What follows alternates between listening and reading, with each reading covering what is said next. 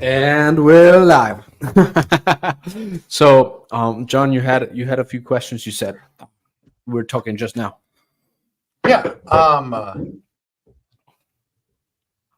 Through what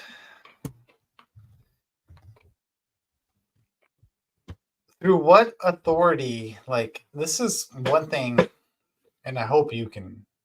Well, I'm sure you. But through what authority does the Orthodox Church like truly have that we can't have through Scripture? Apostolic If succession.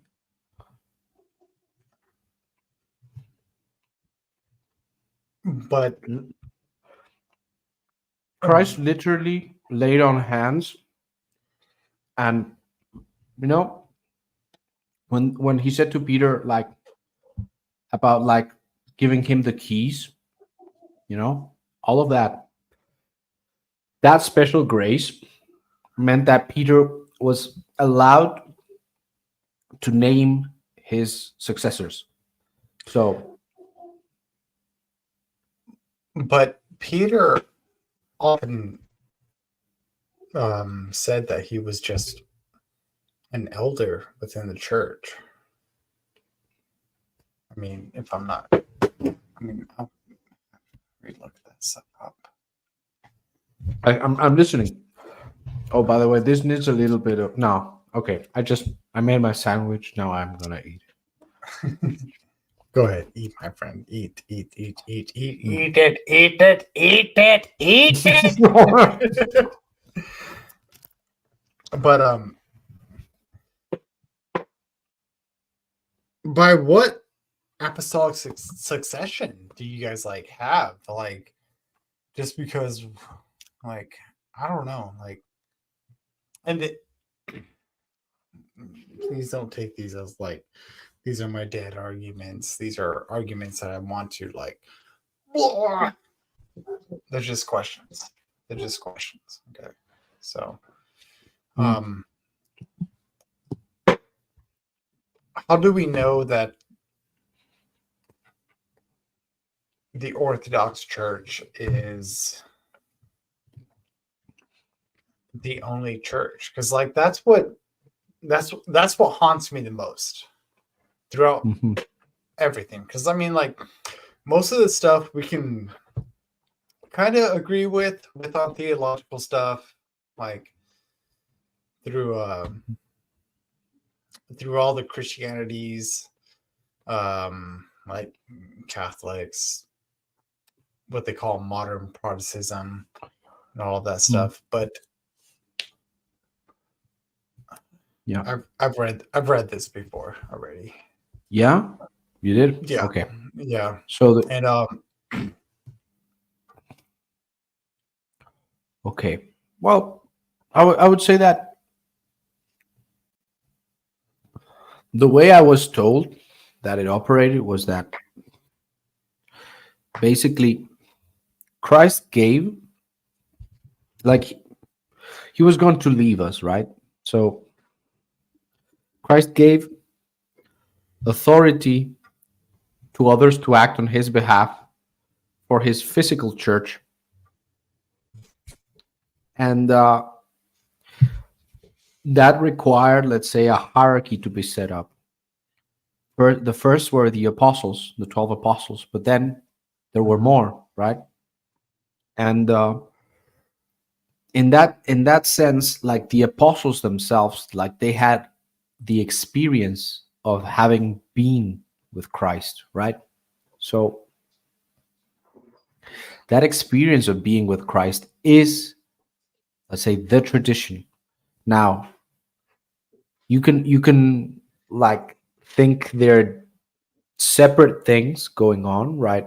The laying on of hands and the reception of the tradition, but the laying on of hands is the sacrament that gives, let's say, um, the particular instantiation that that calls on the spirit, let's say, to participate. What's that sound?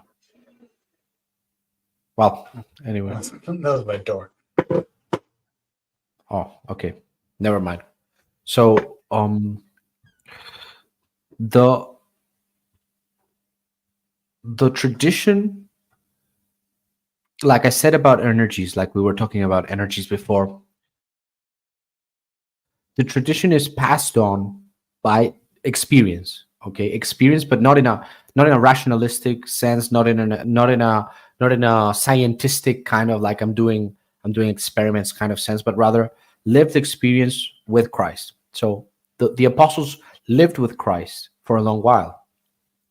Now, these apostles, they were then, let's say, found worthy by Christ. At the same time, Christ had already, picked them. He knew what was going to happen beforehand. Okay, Elected so them. yeah, he knew what he was like setting up to do. Mhm.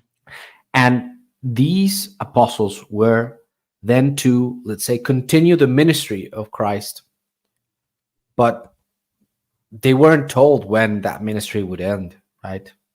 Like they wouldn't know how long it would take for Christ's second coming.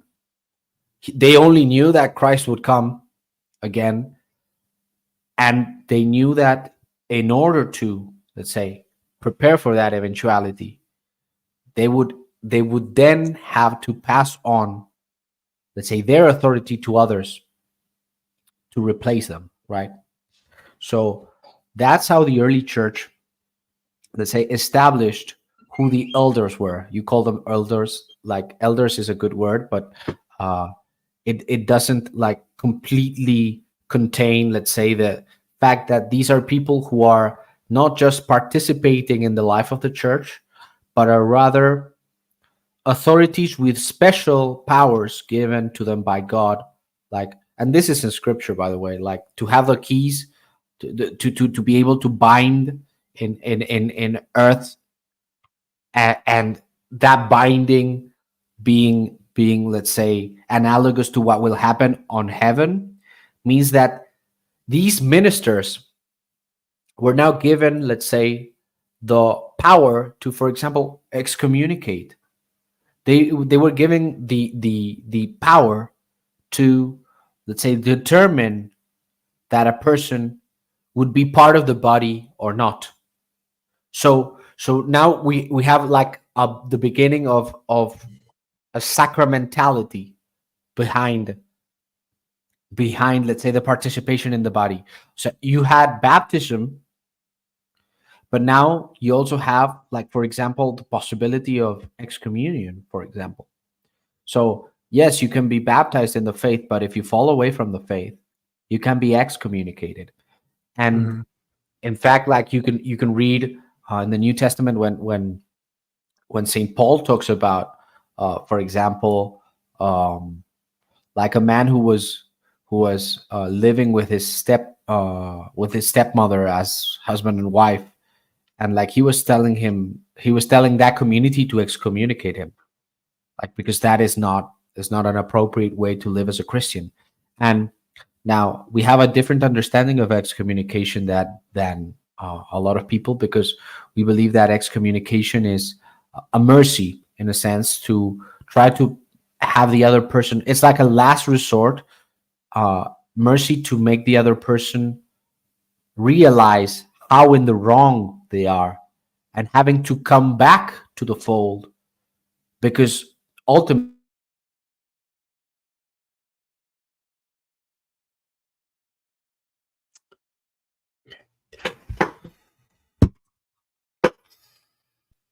it's not like the they it's not like the the apostles had like the authority to do whatever they wanted.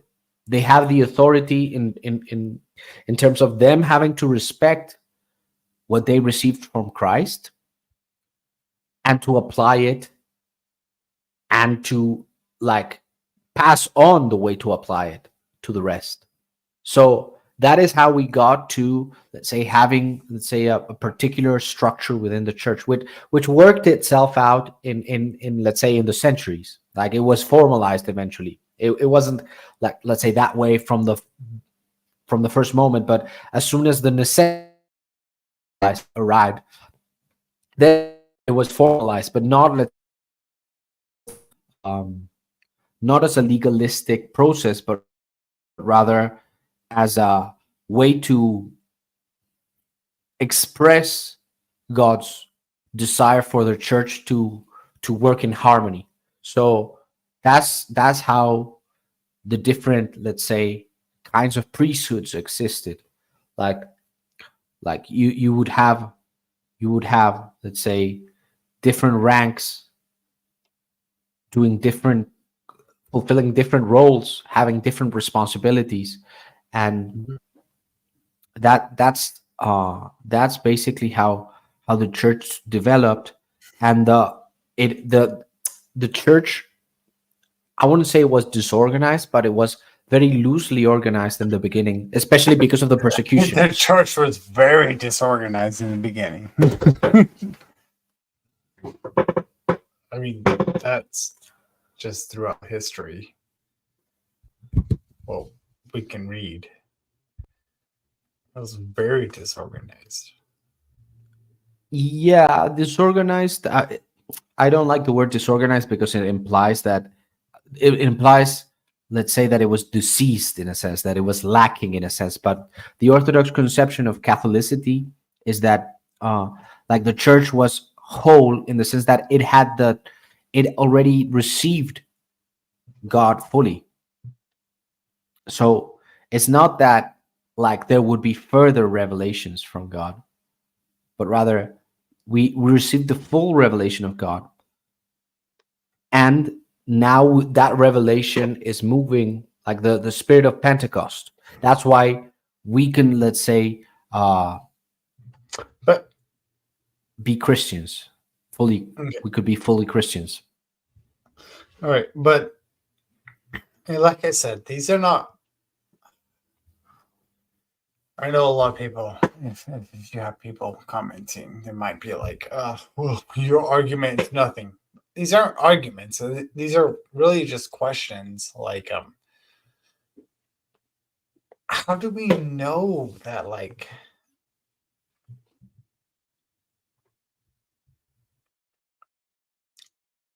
how do we know that what these church fathers said or anything like that, they were truly correct? I will ask you this question: Okay. if you were one of the first Christians, right, or not, let's if you were one of the people who were around when Christ was walking among us, Mhm. you hadn't witnessed any of the miracles, right? You hear a man preaching, saying, "Unless you eat my blood, unless you drink my blood and eat my body, like you will not know God." What would you think?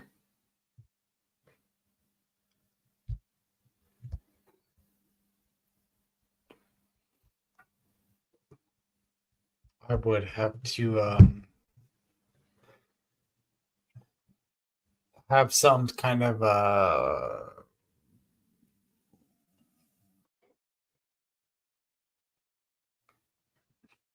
like knowledge of knowing what he meant by that. Mhm. Okay, and then people tell you that he's a powerful guy.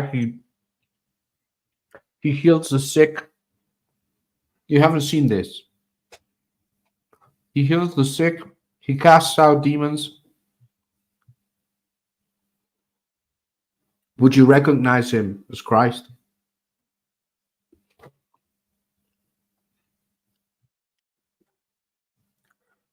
Yeah, I guess I would. You would.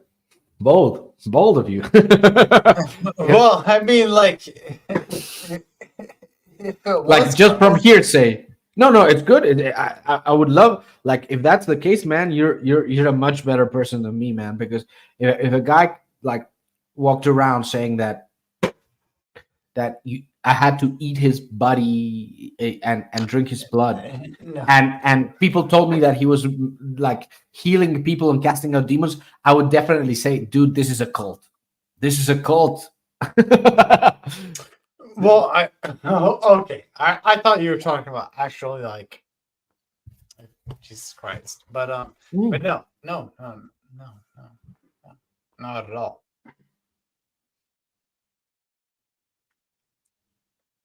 I asked this question because, in a sense, there isn't an empirical standard. We all require different standards to be certain of things or to believe in things. Mhm. Like, and Peugeot talked about this, which is people have different standards for, I don't know, believing that the ground that they're working on is solid. Like, for some reason, we make a big deal about faith because, in a sense, we're talking about something that is immaterial, but our perception relies on a lot of things that we take for granted. Like I could show you pictures, I could do like illusions, and your brain would fundamentally expect things. Like I can scare you, like with visual illusions. Like our brain allows us to make predictions. Sometimes those predictions are wrong, but we're primed to make predictions, right? It's the same thing on a smaller scale. Like we don't see the ball really as we're catching it. Like we're putting our hand where we expect the ball to be based on images we've received of the ball way beforehand because we're looking at the trajectory of the ball, right? So we're taking very limited samples of information and we're making a prediction. And most of our, let's say, meaning making deals with, let's say, our ability to predict from limited information. Now, what allows us to see what is true? Like, if we're gonna, like, how much do we need? How many times do we need to see a pattern before we recognize it's a pattern? It's kind of different from for each of us. Like, so if I tell you what is the standard, like for truth that you need, if I ask you, like, what is your standard? Like, if you wanted to doubt it, you could doubt all the way. Like that's what's fantastic. You could doubt all the way to hell. You could doubt all the way to hell. And in a sense, you could be justified in doing that. It's the same argument that Peugeot does when he's criticizing like these stupid scientific people, like this token black guy. How is he called? Like the astrophysicist Neil deGrasse Tyson. Like Neil deGrasse Tyson does this like move where he says like, um, no, because this is just a rock. You know, it's just a rock floating in space. Like, dude, you cannot say that the planet in which you live in is just a rock. Like, yeah, in the same way that Da Vinci's Michelangelo, that Da Vinci's Michelangelo, that yeah, whatever, yeah, you understood that um Michelangelo's David is just marble. You know, it's just marble, nothing to see here. just marble. Mhm. That's a kind of stupid way of looking at the world. It's like, no, no, there's meaning, and there's something that expresses meaning. So information expresses meaning. For example, when you're looking at a ball coming at you, like you're taking that information of the trajectory of the moving object that you perceive, and you physiologically get ready to catch it, because that's the meaning. The meaning is like ball getting ready to hit you. Now, when's enough information for you to say, well, grass is solid, the like this is not an illusion? Like philosophers have dealt with this question like for centuries. It's like, how do I know my senses are not lying to me? How do I know my senses are not lying to me? How do I know my ideas are not lying to me? How do I know I'm not fundamentally deceiving myself, like for example with my ideologies, with my beliefs about the world? Like the problem is not like it's not like how do we know um like that the church was given like a special gift by God to rule itself. The question would be, how do I know anything at all? So it's not, the problem is not why am I doubting this one thing. The problem is how am I certain of anything at all? And the because if Christ is the logos, if Christ is the reason for things, the only way we can even understand Christ is through Christ. So perceiving Christ would require us to know Christ. And this throws us in a loop. It's like, how do I know Christ if I need to know Christ to know Christ? Like, how am I able to perceive reality as it is if I need Christ to perceive reality as it is? Christ says, like, let he who has ears hear and he who has eyes see, right? Like he says, like, you need to be, let's say, able to see this. But how am I able to see this if I need Christ to show it to me first? And that is the reason why we Orthodox, as I was telling you before, have the theology about the image and the likeness. There has to be, let's say, an inherent natural capability within man to perceive God, but that is not, let's say, completely one sided. Rather, that man and God are ultimately already linked. So our natures cannot be completely fallen. Mm. Otherwise, we would never be able to perceive, like we could never trust anything that we see.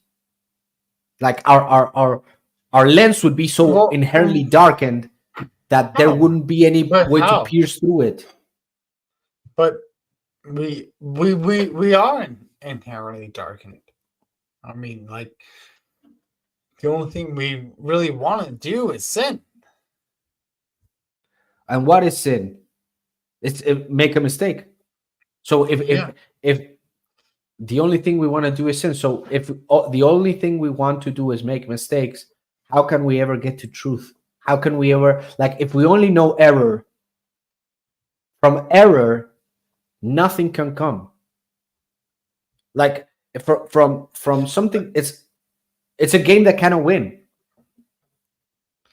but we only find what's true.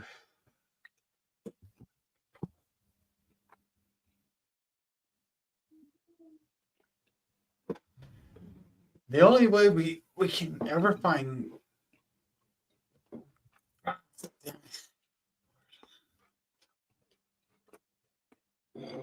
the only word hold on. Is that there's the only way we can ever find Christ is through him. But we have total sin. How could we see Christ if all we have access to is sin? Well, we have the grace of God. But what is it? That, how does the grace of God work? Like, does the grace of God turn sin into not sin? Like, let's put it this way. let me finish this idea. This is an idea that you will find very like present in Peugeot's way of explaining it. Your constitution, your body, your soul has potential. It's potential to express all sorts of things. The passions are that potential poorly expressed. So that is this is the animals in the ark, right? Noah putting the animals in the ark. You have all these animals. You need them for certain things, right? You need these animals. Now, which animal will you use when you need, for example, I don't know, to fight, like to serve a purpose, to serve a positive purpose, to serve a godly purpose? You have to take from that potential something that is able to rise up to the situation. Okay.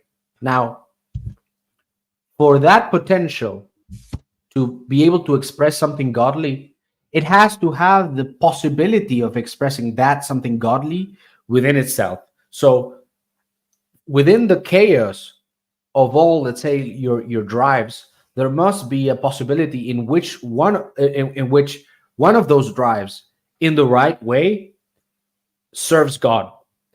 So in that sense, within that, let's say, flood of sin, there has to be within you the possibility of virtue.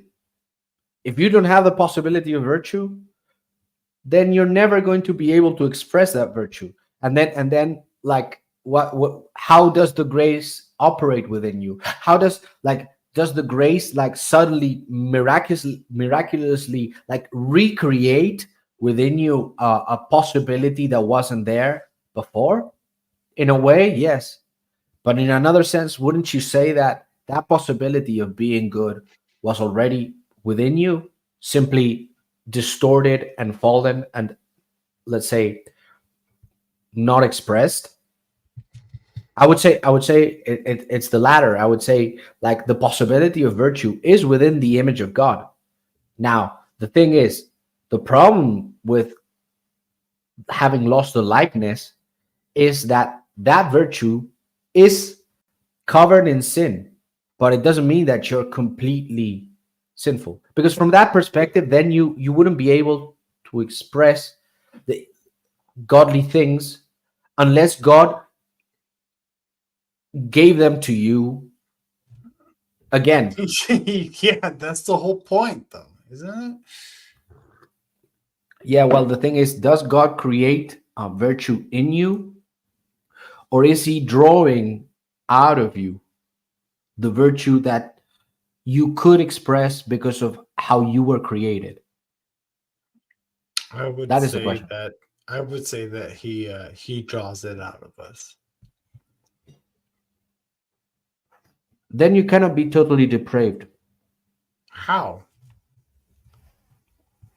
You just said that within your nature is the possibility of virtue. No, it's not within our nature to have impossible. Okay, impossible virtue. It's not within our nature. That's what total We're depravity means. no, that's not. No, we have we are born with that, but we have the gift of God to bring us out of that.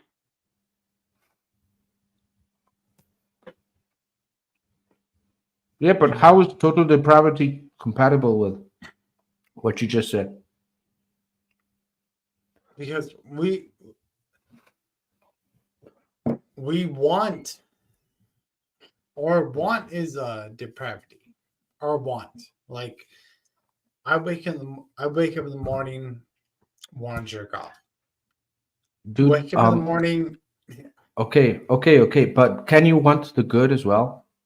yeah, Like you have then the possibility, a lot of the stories in the but Bible are about, let me get the thought across, because I think it's powerful. But you know how Cain killed Abel, right?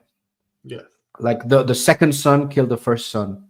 um Christ is the first son. In the stories of the Old Testament, a lot of the times what's happening is that the first son is not good. But the idea is that, like, even with Isaac is not the real first son of Abraham, right? But he's treated as if, right? He's Mhm. treated as if he's the first son. Because let's think about sons as if they were desires. You have all these desires. To be virtuous, your first desire has to be to do the good.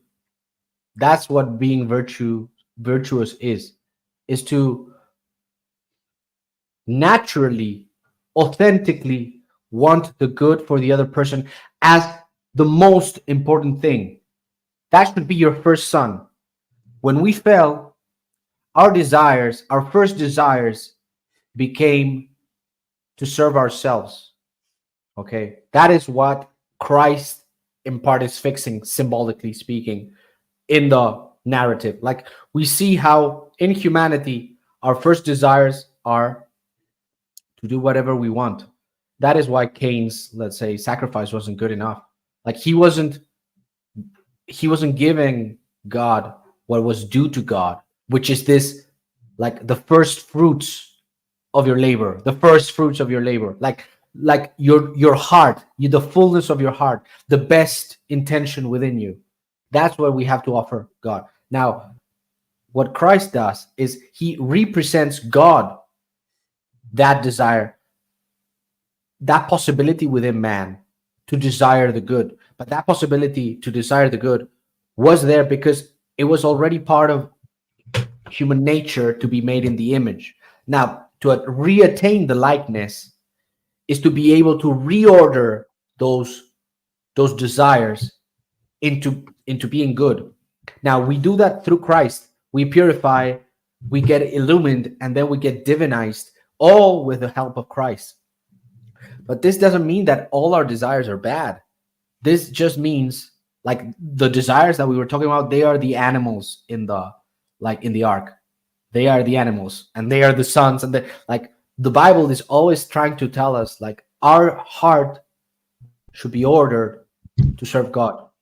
Now, when you say total depravity, that means that our desires, that would mean to diminish the possibility of man to desire the good. Perhaps man cannot desire the good by himself, and that could be No, true. no, no, But we can desire the good. Why not? no, no. We can desire the good. We can't. But the thing is, it's like, what is that good?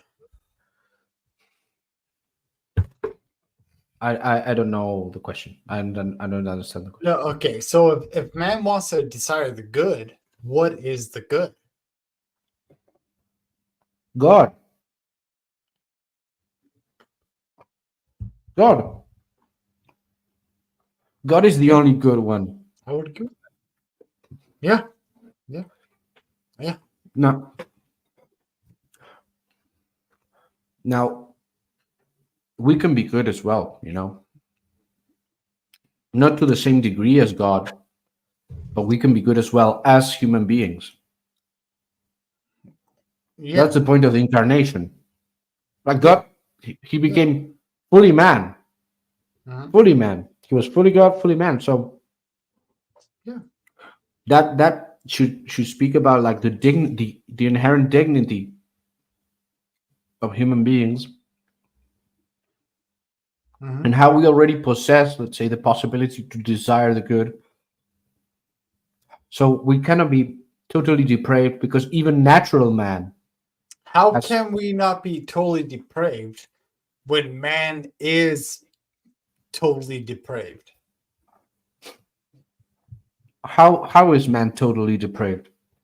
Well, What man is? all man wants to do is depravity. But we just said that some desires are good. Well, How are those desires? some desires may be good, but the majority of what we want is depravity. Well, and then the doctrine should be that majorly majority depraved, not total majority depravity, not total depravity. Well, if it's majority, it has to be totally. No, Why? because total depravity would mean that you would be unable to desire the good things if God didn't like force you to desire Him. You That just would be. force it. And why does he choose one group of people and not another? You see, it kind of makes like very What do you mean? like the elect. Like, if let's join together total depravity with the idea that Protestants have about the elect. If we cannot do anything without God's help, we have no participation in God, then why do some people get saved and others don't? Like, it would mean that God chose some to be destroyed and some to be saved arbitrarily with no fault, no through no fault of their own, because they couldn't have they couldn't have chosen to be more moral. They couldn't have, because God did not allow that. God did not give them that possibility, that the possibility of choosing Him. Hmm. You see, it creates like real moral conundrums. So when an atheist tells you like, how can you tell me God is moral? God is good when He chooses one people for destruction and others for salvation based on His own whim. Like, there's, I think, the reason why I did not go the path of Protestantism is that it felt like a rationalization about God that was trying to, let's say, pierce into like theology and anthropology through what made sense based on like a couple of like basic axioms about God that were like very prevalent at the time, but which did not have like a real connection to what the church thought throughout most of its history. Like, and this, and perhaps I'm choosing my words like very poorly, but I don't really consider Catholicism part of the church, and I don't really consider Protestantism part of the church. What I think is Catholics. No, no, I don't mean to say that, but like what I mean is Protestants were rebelling against Catholics, and Catholics had invented their theology like out of their ass. So they were Why? rebelling. Yeah. Why? Why did Martin Luther want to be a Orthodox? I don't know. I don't know. Must. That was just a random thought I had the other day because, like, I don't know. I mean, it has no basis in anything. Don't be like, but like, Martin Luther must have known about Orthodoxy. He must have known about all of them. Yeah, he had letters exchanged. He exchanged Mhm. letters. Yeah, yeah, he did. And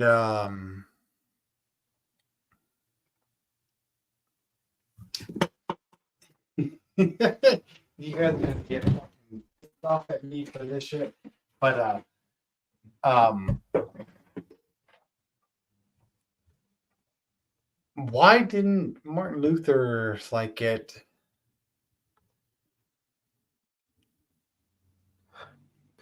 Why did my ex girlfriend get fat? Like, Why did my ex-girlfriend get fat? I don't know, man. Well, I mean, like, why didn't Martin Luther, like, when he said, prove to me in scripture where everything he said and everything he wrote about, he said, prove to me in scripture where I am wrong. And the Orthodox and the Catholic Church couldn't prove him wrong. Where was that from? Do you think that Martin Luther got everything right in his theology? No. So but the narrative you just shared about like him being like, debate me, bro. Well, no, I mean, like, at, I mean, if you guys know, like, when he was like brought upon the church and everything like that, they were like, blah blah blah, blah. And he was like, show me where in scripture where this is wrong. And nobody can, and nobody has been able to. So You think that nobody has been able to prove him where he's wrong? Well, let's put it this way. Remember my argument about, let's say, needing evidence and like looking at things and people needing like different kinds of evidence. What if I told you that you yourself and me as well, we all have, let's say, biases that make us like interpret reality through them, and that there is no way to get out of our own biases by ourselves? Because if we were able to get out of our biases by ourselves, we would be God. We would be gods. That's fundamentally the argument that Gnosticism makes, which is like, no, no, dude, you just have to think about it. You just have to like sit down, think about it. That is the same way in which we view the sola scriptura thing. Like, no, no, no, you just have to read the book. The meaning will be self-evident because you no, will interpret it correctly. Because the text is super clear. Because no, it no, wouldn't be no, no, no, no. no, no, no, no, no. That's not what. Like, Don't you ever make a mistake when interpreting a situation? yes. And why wouldn't you make that same mistake when reading the Bible? And haven't you made that same mistake when you were younger, perhaps? Damn it. Like, Well, why can't you? yeah, but that's not a good argument. I'm taking the position that It's the human exact same human Argument you gave me. no, it's really not. And let me tell you why if you don't see it at first. Because I'm making the argument that all of humanity is liable to have biases. Like if anything, my position, if you only had that to work on, would be postmodernism. Like if that was my only argument, then like the end result would be postmodernism, and it wouldn't lead to you like having, let's say, it wouldn't lead to you having the right interpretation. It would lead to nobody having the right interpretation. You see, look, if we take, like, if we both accept that we have biases, then what follows is not that there's a sola scriptura and then everybody who doesn't understand it is an idiot. It would lead to everybody is so totally depraved, so incapable of like interfacing the world properly, that nobody would understand what the scriptures would mean. And that is the cultural situation we're in. Like there's a reason postmodernism is such a like popular word nowadays, because the problem of noticing that human cognition is fallible leads to really profound consequences. You either believe that you know because of God's guiding you, or you are fundamentally lost, believe whatever you want to believe, and you cannot ever get out of that belief because the thing about biases is that they cannot be escaped by themselves. How? But how? But how would we know if God is guiding you? That's why he set up a No, no, church. I don't want to know how, but or the church. We can have the church conversation, but I want to know how do we know Hmm. God is guiding you in order to have the correct interpretation? How? You know what? I had And we a I can, had a pe- but we can How do you say, know God is real? How do you know God is real? Like I had a conversation with a Pentecostal friend about this not. conundrum, and his reply was like, faith. You need faith because fundamentally, what would be the point of like the kind of knowledge that you're asking for fundamentally undermines faith. Like, why would I need faith if I had that knowledge that you're looking for? But then, but if you want to go down the faith route, you can't say that I don't have that. No, no, no. I don't say that you don't Yes, have that, but even the demons have faith, well, and yeah. But what if I have more faith than you, and I'm able to interpret the Bible better than you or Paul? that's a mighty Yeah, claim. yeah, it is. It is a mighty claim. But what would be the argument? The argument is, at least from my perspective, different people are given like different access to different experiences, but also different people need different thresholds of certainty. Like me By personally, who says so? By whom? I'm saying so. I'm That's I'm saying it. that no, let me finish. Like I'm saying that different people have different thresholds. Like in the same way that the apostle Thomas like needed to touch the wounds of Christ before he believed, right? Now, what I'm saying is basically some people need less to believe, some people need more to believe, and different cultures also produce different people with different like demands. Like I myself, I was born into a very cynical culture. I'm a very cynical person by birth.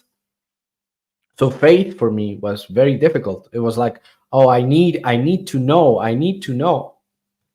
But that would lead to I need to that know as well. that would lead to ultimately, let's say, having to deny the validity of your experiences, because let's put it this way: everybody has interactions with other people. There are no human beings in the void. There are no human beings that weren't born of other human beings. There aren't any human beings that haven't been, let's say, humanized in a relationship with other human beings. Okay. Now, if God exists and if God works through people, then those people are images of God, whether they want to or not. Now, if these people are images of God, I would ask you this question: how would you know that their love is anything like God's love? Because the claim of Christianity is that God is the source of love and that our God is love, that the being of God is love. Now, if I only had my worldly parents to go on for the experience of love, my parents would not be able to compare to God. In fact, the way in which they loved me would have rendered me unable to believe in God, because I would have said, no, no, the kind of God that you're talking about is just a fairy tale. He's a fancy idea that you tell kids because you want to have an ideal of good, of selflessness, but fundamentally people are like self-serving, and they're going to do things for you if they want something in return.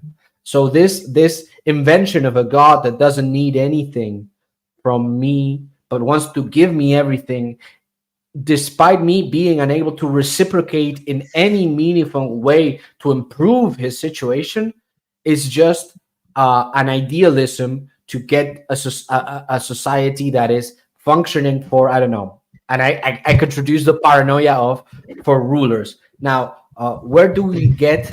How do you know that God's love is real if you know that everybody around you is, let's say, fundamentally flawed?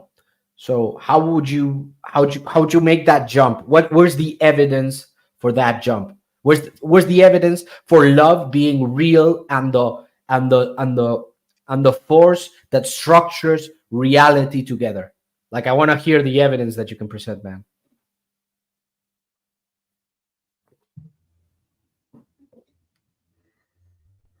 That we are all born through Christ. No, no, no, no. That's you saying it. How do you justify the belief that you have that there is a loving God? Like, where is the evidence that the love that we human beings have is analogous to the love that God has for creation according to your perspective?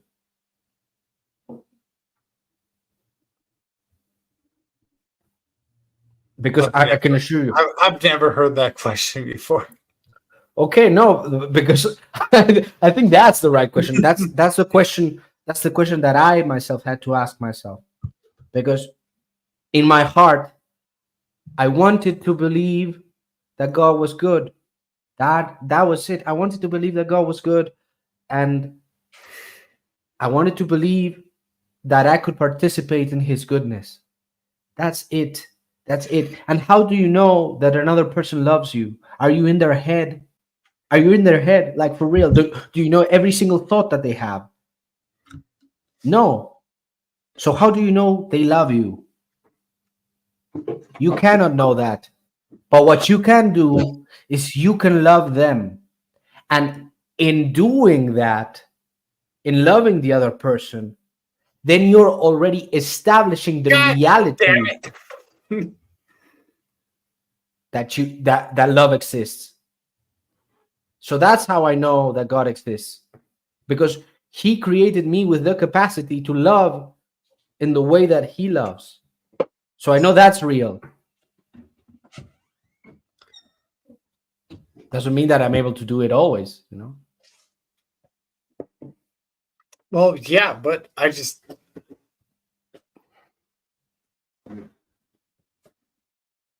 no answering the question. I've never fucking heard that question before. Dude, I had a lot of struggles to become a Christian. A lot of struggles. I was born like in a secular humanist family. I didn't have like the privilege of having people who believed in goodness. I was my father told me like that he believed that love was conditional. You know, my favorite movie as a child when I was 1 year old was I've had Pinocchio.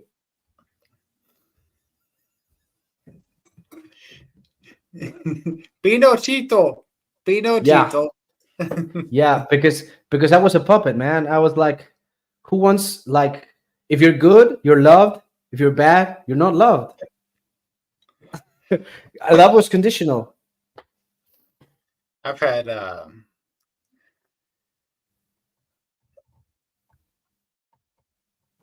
have a father who is who's actually a theologian.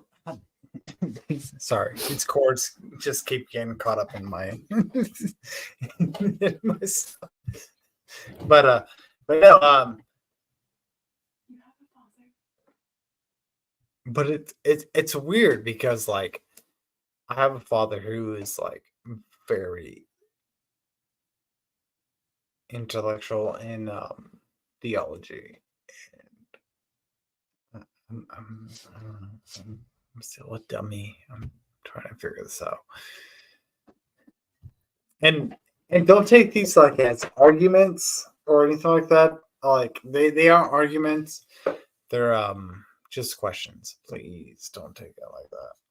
Dude, I'm not offended. I'm not offended. If I if I thought it was worthless to speak to you, I wouldn't speak to you, man. Like, I think I have fun. I think it's worthwhile. I think you're a good person. I think you're trying your best, and like, that's fantastic. I love having like intellectual, like, and heartfelt conversations like this.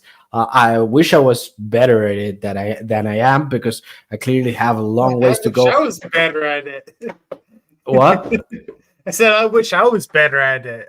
Well, I think that's kind of, I think the kind of love that we're supposed to, like, embody, in the sense of, like, we know we're shit. We know we're shit.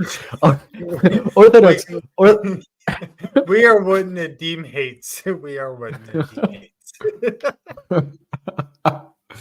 He's like, people having good conversation. How dare you? let's see what Nadir says here. Oh, okay. Ah, it's too hard to follow it, but yes, I understand his point. Yeah, he just went for the jugular, like, oh, if you can doubt this. Well, I said my argument was kind of similar to his, but mine was a little bit more beautiful. Like, he just went like jagged. Yes, you're being attacked because you're not here, man. You're not here to defend yourself. That's why. Get over here. Get over here, Nadim. Get Yeah, up. Get up. Get over here. yeah. Get over. Well, Because we miss you. Because we miss you. That's why. So, yeah, I think that's a good place to end the conversation, though. Like, I want you to, like, think about the love stuff, because, to me, at least to me, that was very meaningful. And what I told you, that, like, in a heartfelt way. It's not like, I don't usually tell these things, but, like, you gave me an opportunity to bear my heart a little bit. So I thank you for that. And like, whenever you want to, like, keep having conversations, like, I'm down for it. Like, but the only thing I have to tell you is, like, Mr. Westford, he's way better at theology than I am. I think, like, he's read way more stuff. I mean, I'm just a lowly philosophy guy. It's like, theology's over here, philosophy is down here. It's like, so. well, I'll just say this. And I don't mean this like as in self harm or anything like that, but like, I'm dumb. I'm dumb. Okay, so it's just, I have questions and I ask them. The arguments, people are like, every time I ask a question to like Orthodox people or something like that, it's like, oh, this is a stupid fucking argument. I'm just like, I wasn't giving an What, argument. I'm just like, asking the yeah, question. I'm asking the question because, like, I have a very strong belief in something. You have a very strong belief in something. yeah, I get it. yeah. It's difficult. So, It's difficult sometimes. Yeah, definitely agree. Well, it's been fantastic, John. But like, I gotta cut the stream. It's like almost 2 a.m. for me.